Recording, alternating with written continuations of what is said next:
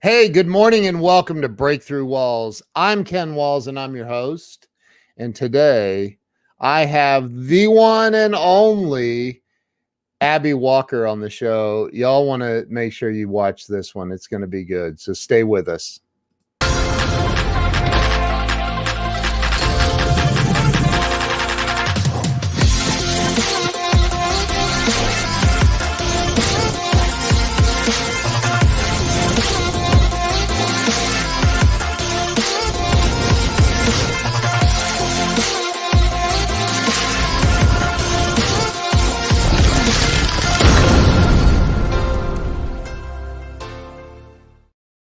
And let me bring Abbi on.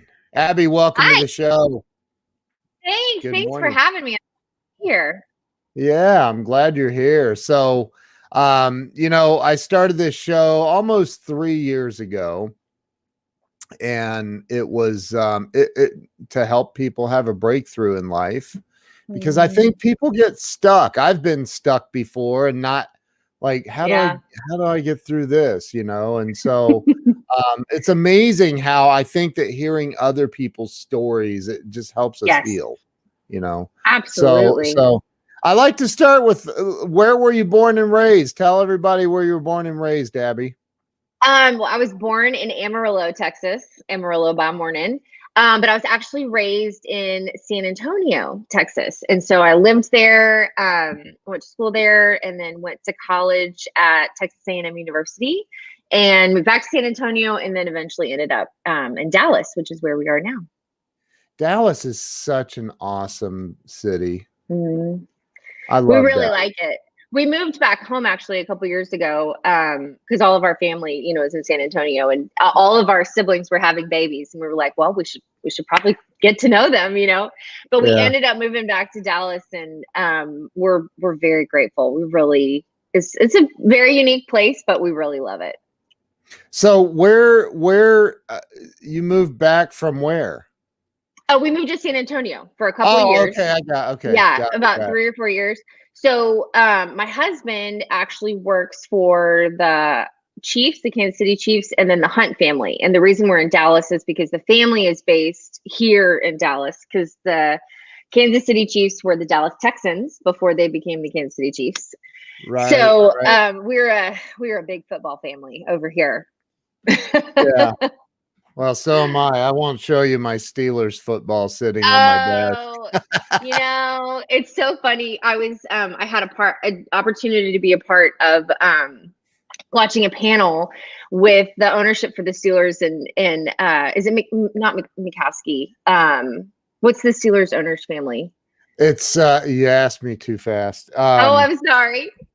No, it's I know who it is. I'm Ah, drawing a blank. I know I am too. Wow.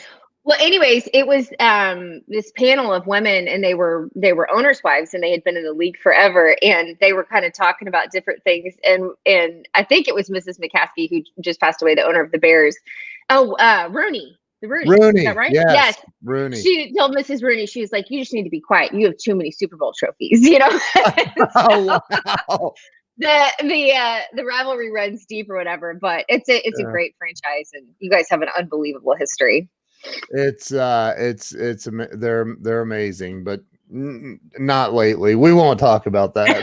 That's okay. That's okay. That's Yeah. okay. I think Big Ben needs to do a big retirement, but that's just my Oh, bless his opinion. heart. Yeah. I know. He's played forever. I He's mean, banged up, and yeah. that's so anyway. I have I've had some NFL guys on the show, and Oh, really? yeah, oh yeah. Do you know Paul Williams? He's Mm-mm. I met Paul and his wife through Jen Moran, Uh-huh. and he She knows played. everyone. I know She knows everyone. he played for the Oilers. Oh, Yeah, wow. he was quarterback for the Oilers, but he was I think second string. He said I was their secret weapon. That's a good attitude. That's Yeah, great. I know. But so you grew up where did you go to where'd you go to like high school and all that? Where was Yeah. So I am a fourth generation Baptist preacher's daughter. And so I actually went to a private school that doesn't even exist anymore. Like we didn't have football. we had basketball, we had softball, soccer, we kind of had baseball. So it was a really tiny, really tiny school, but it was the Christian school at my dad's church. And so it was a tiny, tiny little pond. And then I went from there to A&M. What do you do for reunions then? I guess you don't have them. No, we really don't. I mean, I graduated with 9 people. Oh 9. my gosh. Yeah. And luckily we liked each other for the most part the last year, but it gets real rough when you're like, if you don't like your classmates, there's not very many more to move on from, but it was, I really appreciate the experience because, I don't know. It's just different. Like we got great one-on-one time with our teachers and, I was really prepared for college because I knew how to study, and my husband who went to a large, like 5A high school and then went to the University of Texas, he was like, I did not know how to study. Yeah. Now going to a high school and you said it was a Baptist private school or was it just it was just like where were we? It was a Christian academy, so we were non-denominational. But yeah, it was like dress code and uniforms, and definitely no cussing. But did you have Bible study? Bible class was required. Yeah, I mean, you could fail Bible class, which is a totally different level of like, but it was, I don't know. It was a strict environment, but I don't know. There was a lot of good in it too. To each their own for sure. But that's where I went. Did you get in any trouble? Oh no, not then. You said not then. Not then. I raised a little more hell the older I got. So I talk about this a lot, like on my podcast or whatever, but behaving or being who I thought I was supposed to do was about safety for me. It made me feel, I didn't want to get in trouble, and so I really towed the line. Like I just, did everything that was expected of me. And then it was really after I got married. No, it was before I got married. And I was just kind of like, this is miserable. Like I've got a lot of fire inside of me and anyways, so I didn't get in a lot of trouble when I was younger. But I mean like typical pastor's kid things. Like I popped remember those stress balloons with flour in them? Yeah. Totally popped one of those in the middle of church one time and everywhere. And I just froze. I thought for sure, it was a big enough congregation back then. My dad, he didn't see it, but anyways, and it was your dad's church? Oh yeah. Oh yeah. Wow. Yeah. Wow. Yeah. Well, Joe Ingram is a very innocent man, he says. So. Well, I avoided it then. I've been ruffling feathers for about the last 10 years. So it's okay. It comes at different portions of everybody's life, I think. So you went to Texas A&M out of high school. Mm-hmm. Yeah. You graduate with 9 kids and then off to college we go. Yes. And A&M is not a small school. No, it's huge.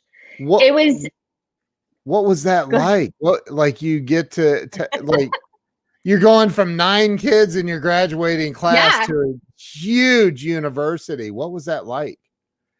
I think that my school was very small, but my world wasn't. So I actually, when I started at about 16, I started touring with an organization called Wild Week. And it was what's the best way to put it? We were a staff of probably anywhere of about 75 people. And we toured around the country and we set up these youth camps. And so like churches could come bring their kids and they could have this great, huge, big camp experience with like rec. And like, we had like a full touring rig, like music wise, like anybody you'd go see.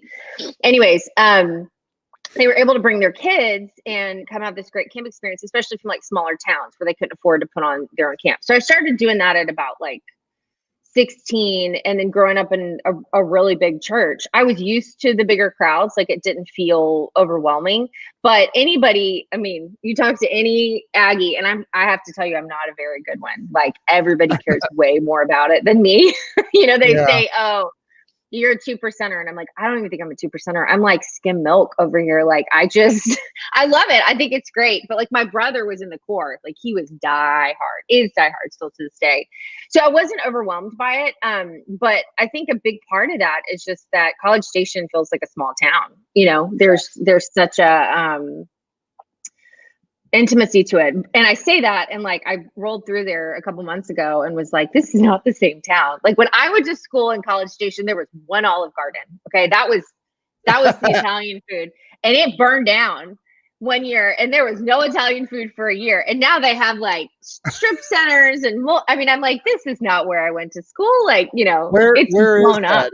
Where's that in relation to Dallas? Is it far from there? Or? It's not super close, but it's very close to Houston. It's right out, like you can get to Houston in probably an hour. And so we would often escape to the big city life of Houston to, you know, go to a restaurant or my roommates and I would go ice skating at Christmas at the Galleria, you know, you didn't have a whole lot of that in College Station back then, but I think it's changed a lot. I've been to the Galleria in Houston. Yes. Yeah. You know.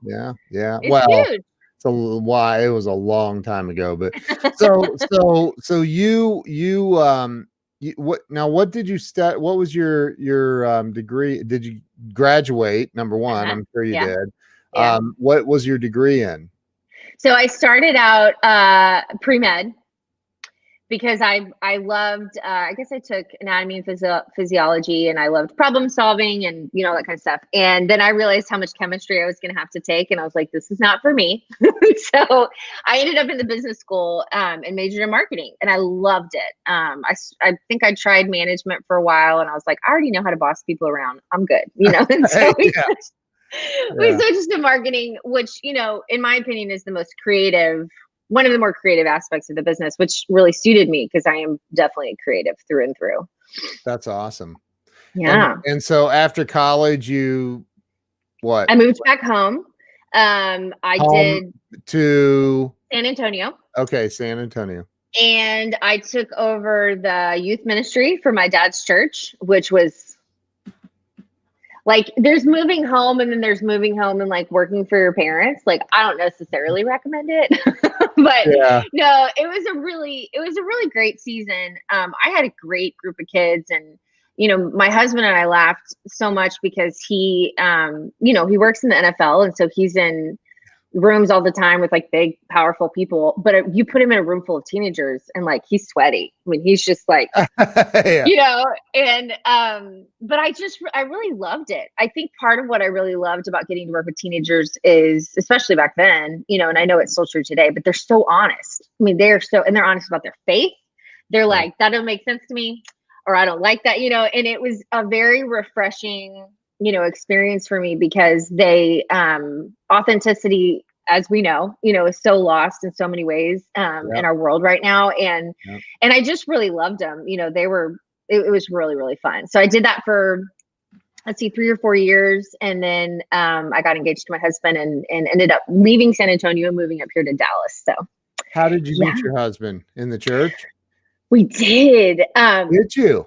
Yeah. He came with his family. They had visited, and we, there's like, I'm trying to think of a different way to tell the story, but it's just what it is. I was in the 4th grade. He was in the 5th grade, and we had a Christmas play, a cantata, if you will. The Baptists, we were a Baptist church back then. And so the Baptists love their musical productions.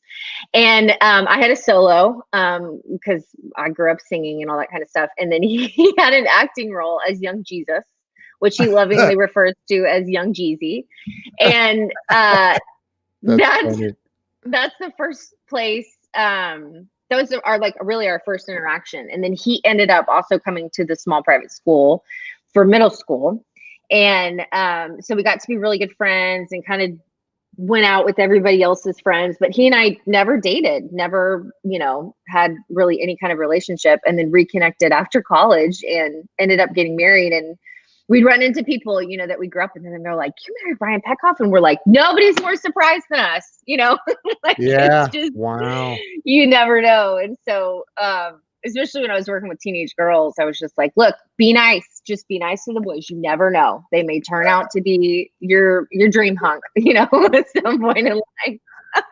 I have two daughters that are young, well, 15 and 10. So yeah, Yes. I can't even. Yeah, we won't even go there. It's You have amazing. It's only girls? yes. Oh I have yeah. two girls. That's it. Yeah. I mean, Man. look at me. I look like I'm 80. I'm only 25. No, you don't. You don't. It's a very special thing to be a girl dad. It really is. And Yeah.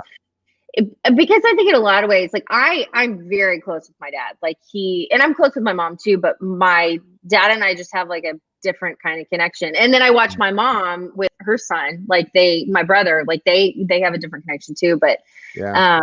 it's the role, and I'm I know you know this, but the role you have in their lives is profound. It's just, profound. Yeah. it really is. And so obviously they're very lucky to have you. It's something special.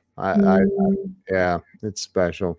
That's So good.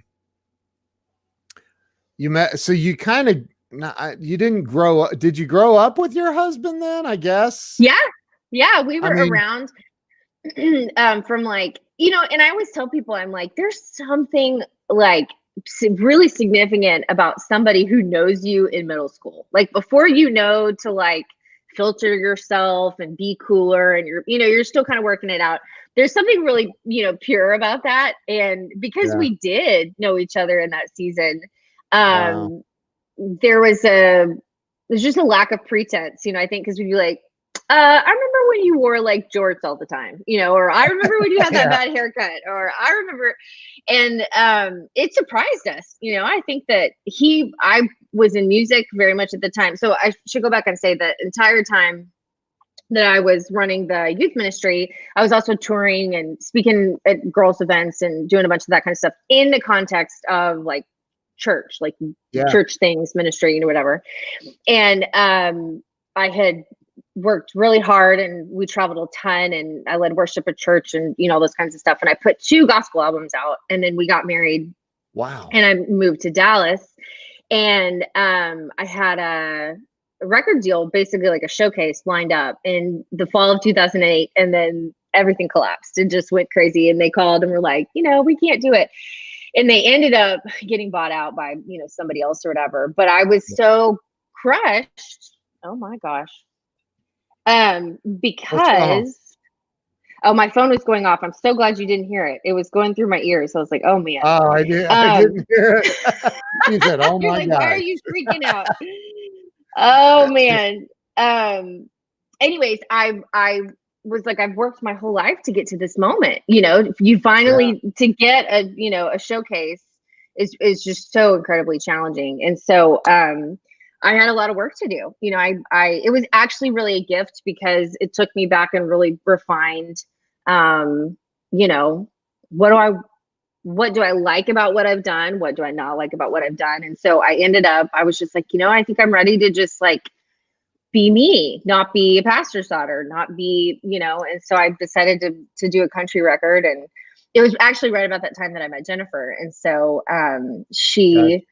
connected with the super sassiness, of that country record. And Yeah. it's just kind of been a process for me of really stepping into my own, I mean, letting go of other people's expectations. And especially if I'm an oldest, so I'm a people pleaser, like through and through, and want to win Yeah. people over. And so it's been a real journey, but it's also what's fueled so much of my heart and my passion to encourage other women to you can do it. Sometimes you just need a hype girl. Like you just need somebody to be like, you are a badass and you've got this. And the world, they need the real you. They don't need this perfect, filtered, well-behaved. I'm terrible at that, by the way. I'm not good at the pageantry. Like I'm just like, well, this is what it is. That's awesome. So, and so that had to be at some point in there, it had to feel conflicting. Like I'm going away from the gospel to country music, the devil's music. I'm just kidding. Oh, totally. No, you absolutely. Like Yeah. if you can think it, it has absolutely been said to me, because I was the golden Right. child. I did Yeah. all of the right things. I sang the solos in church. I did, all of that. And I was going from the church house to the honky tonks, and some people did not like it. Oh my gosh, that is so funny. But Oh. I mean, so you've obviously you've done well. How many albums have you put out? Let's see. 4. I'm trying to think. Let's see. Feisty Kiss Kiss Bang Bang. Yeah, I think I'm at 4. Wow. But I haven't put music out in 4 or 5 years because I got focused on the book. And I toured my last album pretty hard. Like we were out and about a lot, and I was operating in the Texas country music scene. I'm laughing because I'm like, there's really a theme here of me just kind of like pissing people off.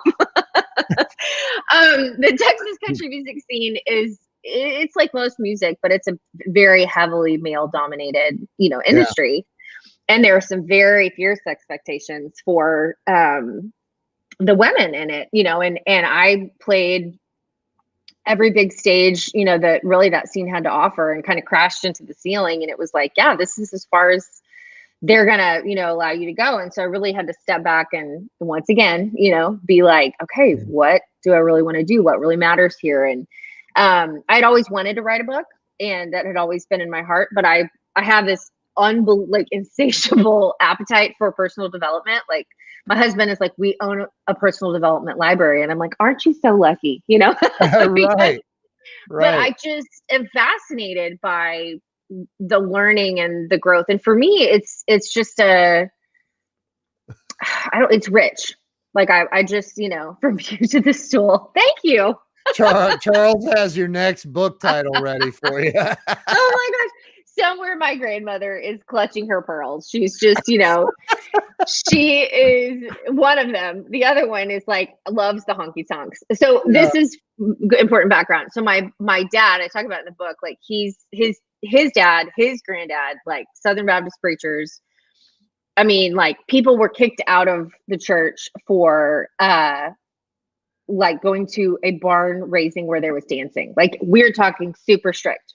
Oh my gosh. That's one side of my family. And then the other side of my family, my mom's side of the family, is like legitimate, like, cowboys / train robbers. Like, when they got married, it was like, well, of course you're gonna raise some like wild-hearted, Jesus loving, rebel. And so that's a little bit of like farther back, in my background. But anyways, I'd always wanted to write a book, but I could not wrap my head around being an entertainer, especially back then, and also being somebody who loves to speak to women and loves personal development and loves, and I was living in such a mindset of scarcity, right? Like, that there's just only so much, and so I was really praying about it. I was really trying to work through visioning, and one of the things that I read and really latched onto is that in order to envision anything new, you have to abandon all of the ways that you believe that the world, where's straight out of Footloose?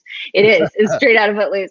You have to abandon all of the ways that you thought that the world worked, like that, those beliefs that you really held on to that kind of became your framework. And even like things people had spoken over me of like, oh, well, you're better at this than you are, at this.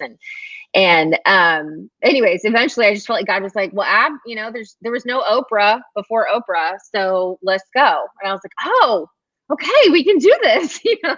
So my heart really is to create, like, is to encourage, empower, inspire women, whether it's through my music or it's through writing or whatever it is, to go full on them, like that's, and I'm a multifaceted person. Like, I want to be able to have multiple, expressions. If I do one for too long, I get kind of antsy. And so I'm already antsy to get back in the studio. I'm like, okay, I've written the book and I'm going to do the work with the book, but then now we got to go do an album. And I don't know, it's part of the two sides of my brain. How difficult though is it because country music is really in Nashville? Mm-hmm. I mean, right? Yeah. So how much more? I mean, my best friend in the world lives in Dallas, and that's Glenn Morshower, and he's been an actor for 46 years, Yeah. And now he lived 40 years out in LA, but Wow.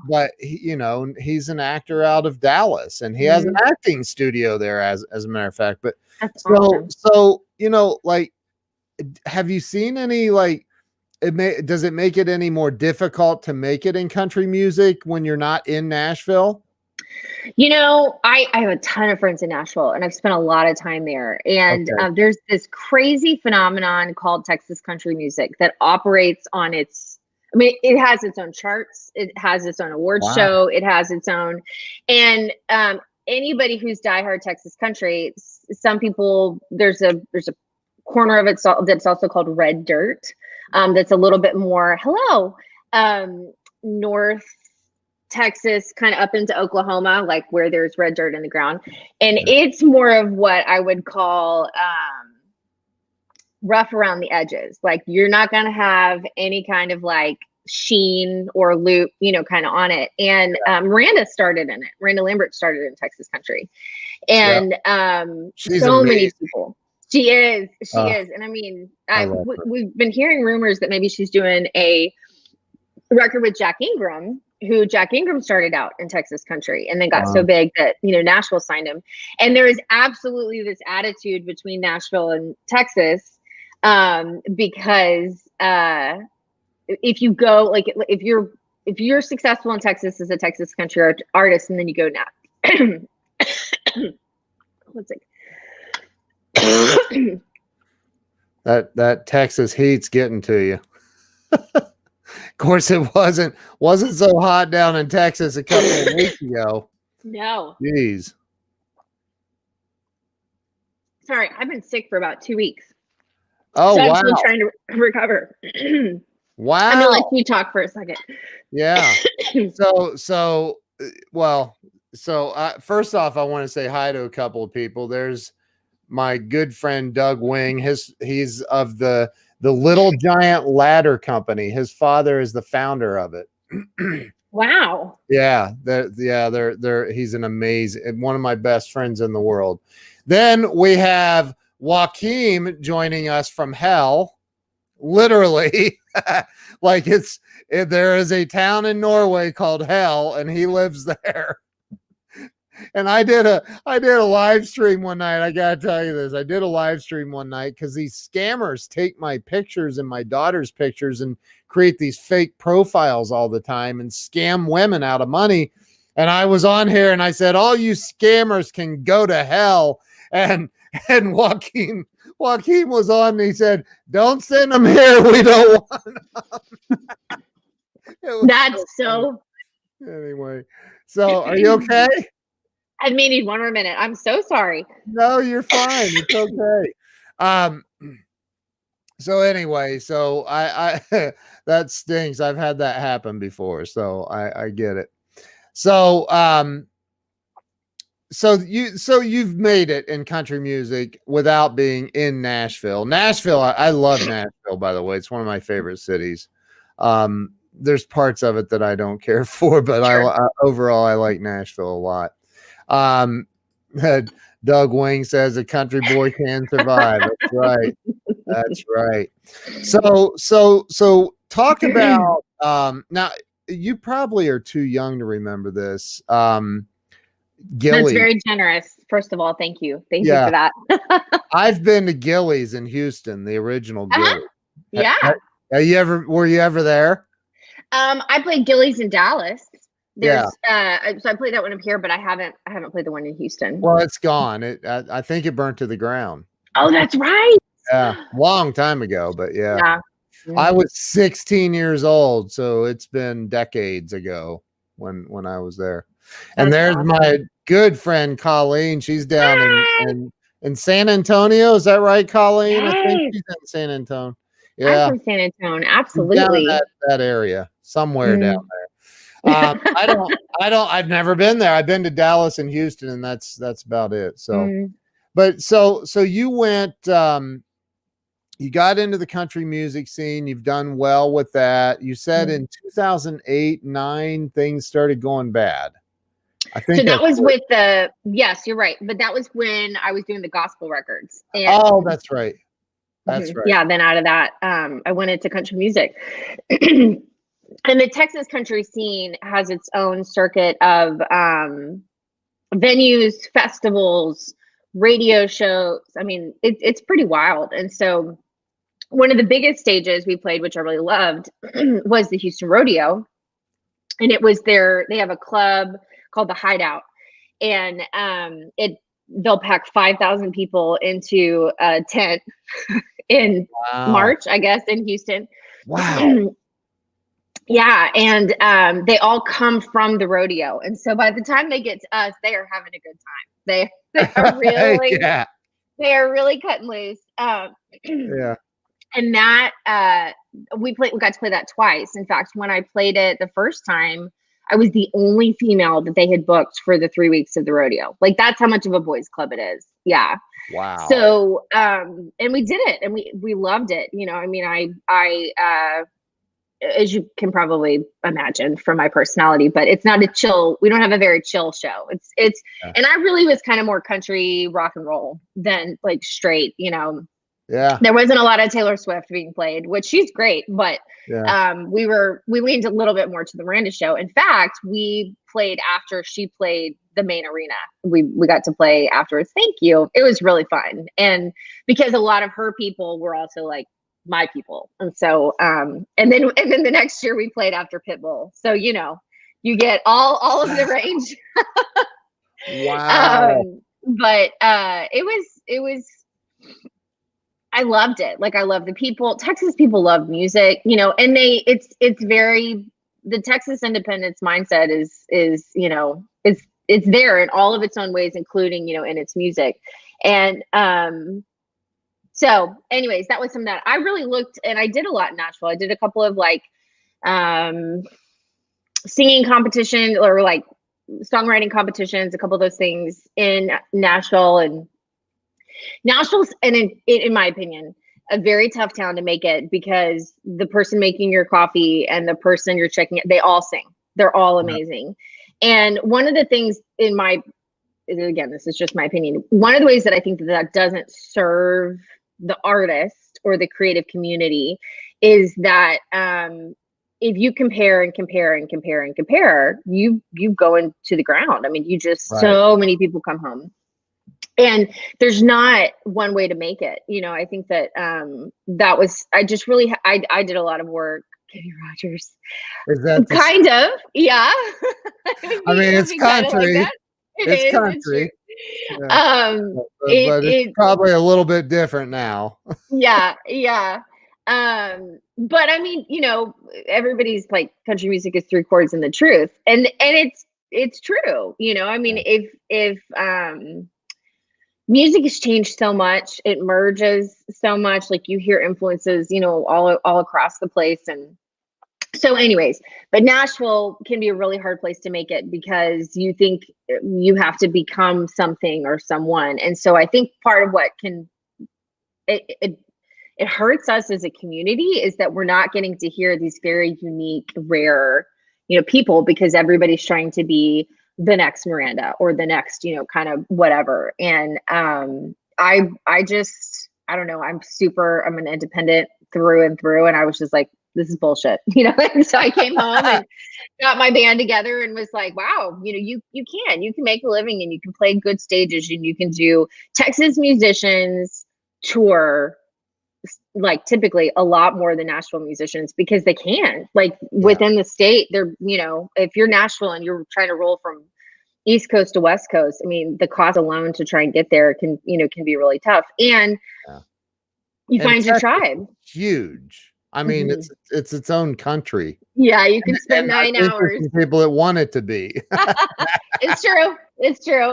Hey, my hat's off to the Texas governor, by the way. I love the movie made yesterday.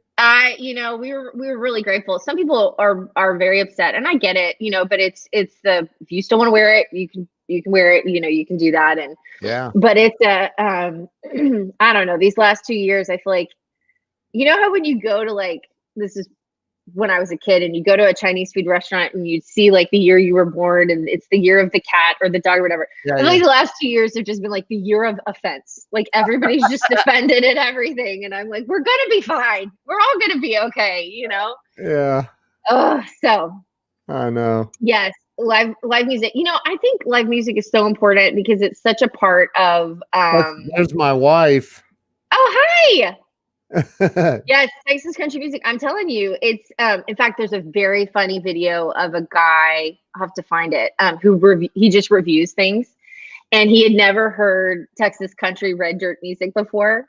And he's listening to it and he gets so fired up because it's so raw, and that Yeah. was another way where I didn't totally fit because I wasn't super twangy and I wasn't, I was honest, but I wasn't I cared about hitting all the notes. That was important to me. That's not necessarily always super important, Yeah. because it is the Texas country and the red dirt community, they gather and celebrate around the words. Like it really, it really is. And so that's a very cool aspect, of that. But yeah, so music, there it is. So Jamie Green, by the way, Jamie has a great show. You might want to That'd be connect fun. and be on her show too. She's amazing. Yeah, so she grew up listening to Christian and country music. So at some point you made a decision to write a book. Mm-hmm. And when was that? When did you start the book? It's such a crazy story. So I was on the road and I was blogging fairly regularly of just kind of like my process of chasing down this dream as a big haired, wild eyed, crazy woman, whatever. Especially because I was doing that at a season in my life where all of my friends were having babies. And I was just like, that wasn't where I was at. And my husband was working real hard. He was traveling a lot, being in sports and all that kind of stuff. And so I was in some much needed therapy at the time, still kind of trying to find my way I think some of that is just like, that's just your 20s. I mean, you're just like, or late 20s or early 30s for me. Yeah. So I was, I don't even know, I may have even been in an airport, but I wrote this blog titled Confessions of a High Strung Woman, and kind of just wrote out some of what I had struggled with and some of what I was learning. And it was equal parts like, venting and also being like, and these are some things that have helped me. And I hit publish and went on down the road, and I didn't think anything about it really, because it was just, I was very much in that mindset of like, I'm an entertainer, I'm a musician, I'm a performer. The world doesn't really want a lot of this from me. There wasn't space for me to do that, And I started getting these emails. I mean, all of these emails from these women who had Googled high strung or high strung woman or how to manage their emotions or, whatever. And the first email I got, I was like, oh my gosh, this girl was like, I just got in another huge fight with my fiance. He says, I'm so high strung. I don't know what that means. I Googled it and I found your blog and it helped me so much. And I'm just crying. And I was like, oh, I'm not the only high strung crazy person out there. And those emails just kept coming in. Wow. From women. I mean, I didn't really know what to do with it because I was like, I wasn't in that headspace. It was kind of like I told you earlier. I was like, that's just not, the world can't handle that, right now. I have to pick a lane. And especially in music. I mean, music is Kathy Heller, who I just really love. I listen to her a lot. She went to LA she calls it Beyonce or bust. Like that was what she wanted to do, Yeah. And had a record deal and it ended up falling through. And anyway, she ended up becoming really just to pay bills, like writing songs to pitch to TV shows to get picked up, placements. Yeah. And got really good at it, was making really good money. And people kept asking her, how did you do this? And then she created a course, and then she found herself in a very different place where she's still doing music, but it looks completely, differently. Yeah. So after I had played, kind of all the big stages and it was kind of like, what do I do now? I was like, kept going back to that thought, of writing the book. And so I started to cautiously kind of brain dump and jot down all the things. It took me a long time. It took me 2 years longer than it should have, at least. Because I'd never done it before. And I think a lot of it, especially when you're writing your first book, you're processing like what you want to share and what you don't want to share. Because for me, this book is very much like my story. Like Yeah. I grew up in this super conservative environment, and there were a lot of really great things about it. And then there were a lot of things about it that left me with a rejection of my true self, because I felt like I needed to be, all of these things. One of the tokens for me was the verse out of First Peter of needing to have a gentle and quiet spirit as a woman. And I was like, well, damn, there's not a gentle or quiet thing about me. Like, I'm a big personality, I'm loud, and that must mean that I'm bad. That must mean, that I'm wrong. And as I really worked through it with the Lord, I think that's one of the things that's so hard. I think that's one of the things that's so hard even about our world and our community right now. It's just that other people don't represent and cannot dictate your own relationship with God. It's a very personal thing, and it's a very powerful thing. And so we just had to work it out, and the great thing is that I found out He's not mad at me. He made me exactly how I am, and He made me this way because He knew I was going to need it to do the things He was going to call me to do. I think strength in women is so misunderstood, because it usually comes out as the bitch, right? That's usually, you see it. This girl's too strong, and she's, the Karens, right? Nah, whatever. And but poor for women, poor Karen. Can you imagine if your name was Karen and I have a Karen that I love so much. But does she act like the she can, not really, but she's very that's funny. Well, anyways, she's great, and I love her, and she's not, the things that so many people say, but it's a rough year to be a Karen. But a lot of times, as women, we don't realize how strong we are until we're in that place where it's coming out of us, and our words can make our husbands cry, and we're too strong in all those kinds of places. And the reason that we don't realize how strong we are is because we've been told that we're not supposed to be strong. Try telling that to a woman in labor, right? Try telling that to a mama who is on her knees fighting. Hi, Chad, you're so sweet.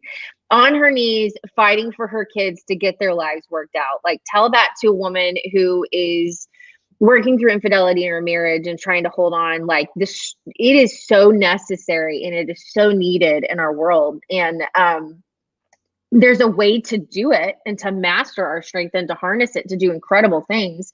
But I liken it in the book to being a Lamborghini. Like, you've got this crazy powerful engine, and you're a 15-year-old, with zits on your face, and you have no idea, what to do with all that power. You're gonna run some people over, you're gonna get in some car accidents, you're gonna do some of those things. And so we got to learn how to appreciate what it is inside of us, and then learn. It's just such a big part of like what helps me operate at my best. And I love this phrase, where I am at peace, where there's both peace and power, right? Like, I'm not in conflict, I'm not warring, I'm not trying to be something that I'm not. I'm like, my feet are set on the solid ground. I know who I am. I know my boundaries. I know all of my things. And then also at the same time, I am walking in authority. And I was talking to my sister, yesterday, and I was like, you need to walk in the full weight of your glory. Like, you need to own it. Like, she is a mama of two incredible boys, and there's nothing that'll make you more tired than being a mama. And I mean, these boys are 100 miles an hour all the time. Like, somebody is hanging from something. Wow. There's, it's just, and she's the best mom. She's one of those women that she mothers out of place of abundance and joy. Yeah. And so she's exhausted because she's given it, all she's got. Yeah. All that to say, for me, so much about this process was rebelling against the ideas that women are only supposed to be gentle and quiet, and the only way that you can do it is through the way that our systems and our families or our cultures tell us. And so I experienced that in the church house. I experienced that in the Texas music scene. Right. I experienced that in a million, different places. And so it's messy work. I've had to get really, I am like, Brene Brown, when she talks about, I think it's in Daring Greatly, she goes into the therapist and she's like, okay, give me the 3 things I need to do and I can go. Like, I'm that person. I'm like, let's check off the list, like, let's just, and the Lord's just really had to work so much with me on, like, it's messy. We're learning how to do new things, and a woman really walking in her power, or anybody, right? I'm passionate about women because I'm a woman, but really owning who you are and walking in your power, and being able to take back your no, right? And identifying, like, a big part of the book for me is like, identify and stand your sacred ground. And your sacred ground is that place where you operate at peace and power. You operate at your best. You're not giving all of yourself to these people, to all of these other people. You're not running around just reacting to the world and the things that happen. You're leading your life with intention, and you're teaching people how they can interact with you and treat you. But you are mastering and, being the commander of your own life. And so it's so crazy, because I wrote that blog just as kind of an expression for me, because I am a creative and I am somebody who's like, I got to get this out. Yeah. And, I got a message from a girl this morning who I just love to death. And she was like, you just don't know how many of us, like, you've kept from falling completely off into the shadows, because the strength of it, you know this as a husband, and then as a mother of these girls, we will sideline ourselves. We will take ourselves out of life. And I'm really big, that we have an enemy. We have somebody who wants to keep us quiet and sidelined and at operating at 25%, of who we really are, because that's not a threat to him. But like a woman who knows who she is and is connected to her feelings and is like, walking in the full authority, like, she's a force, and a force for good. We know what it looks like for a woman to be a force for not good, but, and it's the same, it's the same thing with men, but it requires intention.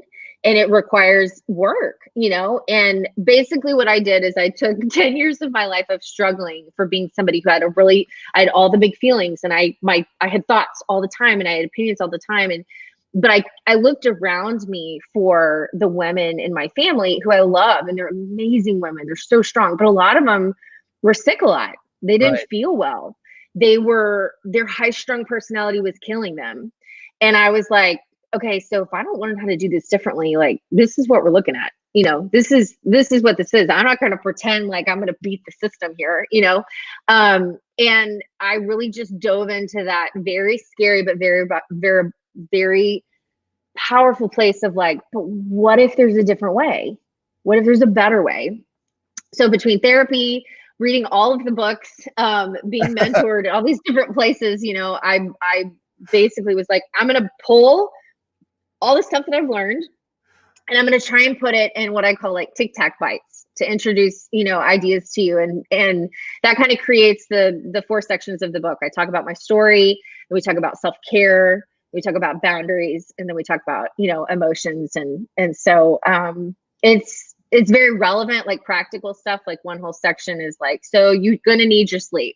Like, you need your sleep more than your workout probably, or you need different things like that. But, I don't know. I'm really excited to, to get to finally have it out there and to be able to share. I'm going to show everybody the book. There it is. Yay! Yeah. So Confessions of a High woman.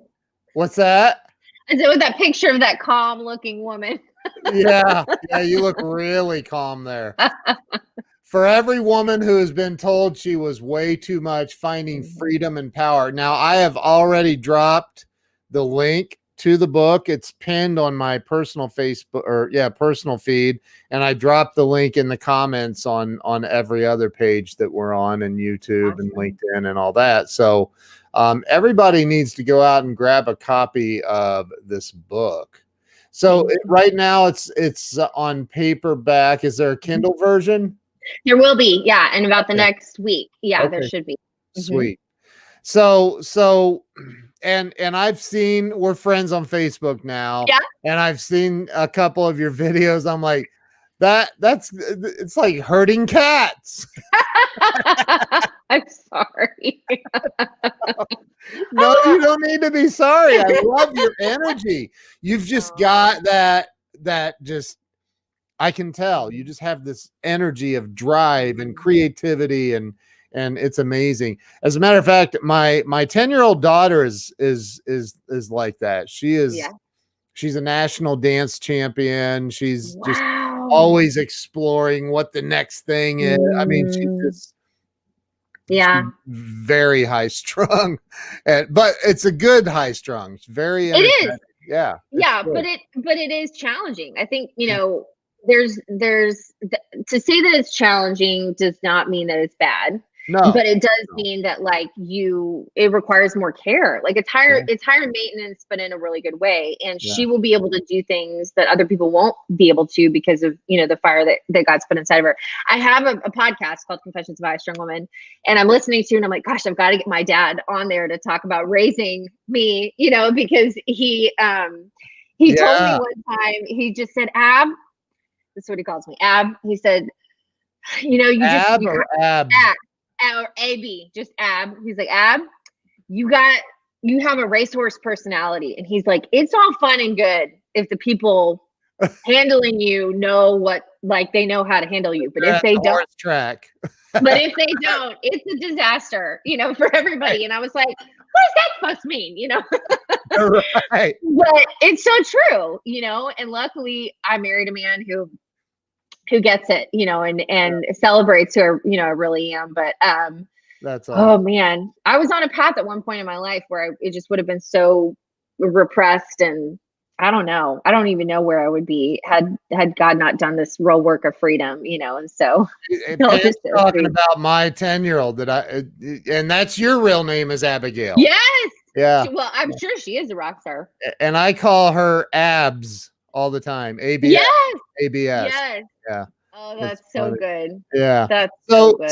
So you I think it sounds like you've definitely had ups and downs in life. I mean, people don't wake up one morning and go, my life is so good, I think I'll be a therapist. No. Hell no. You're trying to work some stuff out, but you also, you've done, I mean, you're doing your thing. You're pursuing your dreams. You're chasing after. You're not chasing after. You're doing it. You're catching the music thing, and you've got albums out and ready to go back into the studio, and but some people, as I said early on, some people get stuck. Mm-hmm. And I ask this of every guest. I ask a couple of questions. Number one,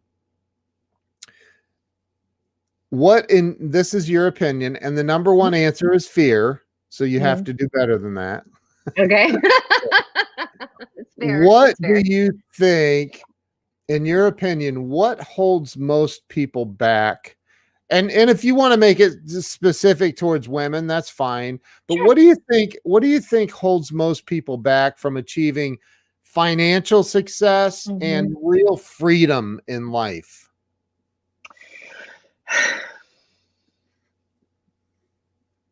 I think that so much of it is how we see ourselves. I think that, if you don't see yourself being financially successsul because you didn't see your family being financially successful, it's crazy. Let's say you flip it, right? People who come from money or whatever, and they're good at making money, and they learn that. Hi, Kellen. They have the confidence because they've seen it happen not only in their line, but I think it's also in just a way that they grow up and they picture themselves. Does that make sense? Like they're like, oh, I can do this. This is, and it breeds this confidence. I know that for me, I viewed so much of my life, the way I pictured myself was just trying to get it right, stay out of trouble, not make people mad, which sounds really sad. And I get that. And you can also hear that and understand why there's this bursting in my soul to be like, no, I don't want to react to people the rest of my life. I want to lead my life. And I do have a lot inside of me. And that's not God didn't put it inside of me to be contained, right? He put it inside of me to share with the world. And it's my job to learn how to master it. And I've thought so much about that with music, because it's a very slim pickings, kind of thing. I mean, it's like you watch The Voice or American Idol, and these people win this money and they win the contracts and they have all the exposure in the world. And most of them, I mean, like 99% of them, you never hear from again. Right. Like Kelly Clarkson, Carrie Underwood. I'm trying to think of other handful. The country. That dude that sings for Queen. Adam. Yeah, Adam Lambert. You've got Laura and Elena, who was in country music and different things like that. Yeah. But they really struggled because they could sing really well, but you have to be an artist or you have to be a performer. You have to have some kind of, story to tell. But what draws us all to music are the true stories that are told, and there's just a lot of, it doesn't matter what profession it is. People are like, oh, I want the glitz and I want the glamour, and this looks like it would be so great and all that kind of stuff. Like for me as a musician, I worked harder, longer hours for very little money. Scotty McCreery, that's another great example. Oh, he's amazing. And the country ones do well because they are country music. If you're just a general, you can sing your tail end off or something like that, you can struggle because they're like, well, what songs do we give you? And you haven't earned a place at the table as they're just very bossy in that world. Like, well, we just want you to sing, you just be the pretty face, and we're going to tell you what to sing and what to wear and all that kind of stuff. And like, obviously I was like, hell no, like this is not, I didn't want to sing somebody else's songs. I wanted to sing my songs. And so I wanted to talk about being feisty, and I wanted to talk about being raised in, by Southern women with Southern soul. I wanted to talk about, things that mattered to me. And that was, just really important. I would say that it all comes back to, they don't see themselves that way, which I think is what is so powerful about what you do. The more stories that you share, the more people, because nobody's going to ever completely identify with one person. The more people go, oh, I didn't know. I mean, I can't tell you so many times in my life if I've been like, I didn't know that was possible. Yeah. And then once I did, it's like your whole world opens up. So I would say that's a really big part. Fear's a part of it for sure, but I think it's that they don't see themselves that way, or they're afraid of changing. They're afraid of contradicting who their world has told them that they have to be, right? Yeah. You can only be, there's as much prejudice against money as there is for money, or success. I really think that, it is what holds people back.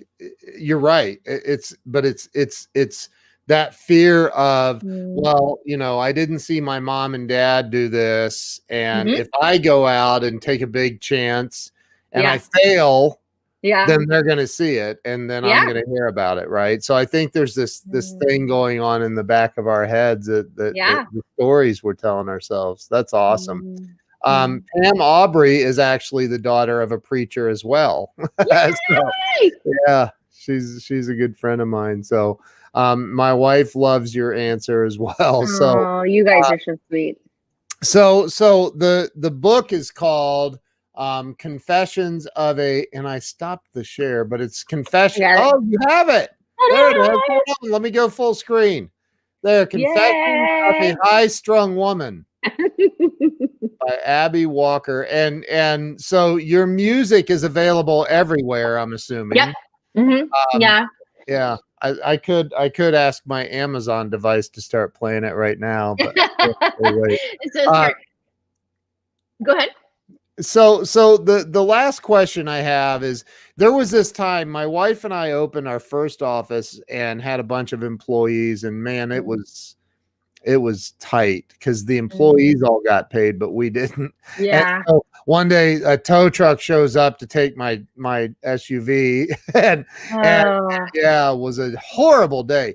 But I remember that day being like, this is the end of my life. Like, it's over at this point. Like, I'm sitting here working my tail off to get things happen. And this is happening in front of all my employees. And 2020 caused the suicide rate throughout the world to skyrocket. Yeah. And for people that are barely hanging on to life, that are don't know what way is up, they don't know, how to pay the electric bill or whatever, right? What do you say to that person that's just struggling to get through to the next moment? What do you say to them to encourage them? Well, I would first say, like, you are seen and you are known. And I believe that there is a God in heaven who is crazy about you and who knows your every need and is ready to meet it. And I think in a lot of ways, just like we talked about before, of how you see yourself, so much of the work that I feel like God's done in my own life is to really change how I saw him to be. If you go around thinking your whole life that God's mad at you, which is what most of us do, because we're like, we're just supposed to get it right, or I'm a sinner, or I don't get it all perfect. We can hear all these different messages from these different places. But one of the most amazing things to me was that, like, God is not offended by my need. He's not even offended by my epic failures. Like, he knew that before I even knew that any of that was going to happen, and he made a way. And so wherever you are, I would just say, first of all, I just pray that his presence just floods wherever you are, that you feel the sense that you are not alone. And I really pray that you'd begin to open up your heart to just say, God, I need you to show up. Like my prayers have been like, Jesus, what the hell? That's a prayer. Okay. My prayers have been help, just help, like not even a Jesus or God, just help, me, please. That, I think that there's a lot of work that, in my opinion, we have to do to unravel this God. Go ahead. I'm just wondering, what's your dad think about your prayers like that? He is so great. So he's so funny. I help run, he live streams his messages on Sunday. And because he knows me and because he loves me, and we've he knows that he's a rebel heart in his own way. But I'll text him and I'll be like, Dad, you preached the hell out of that sermon. And he's like, oh, great Scott, Abby. Great Scott is usually what he says. He is Southern, like through and through. And I get it. It makes some people's heads explode.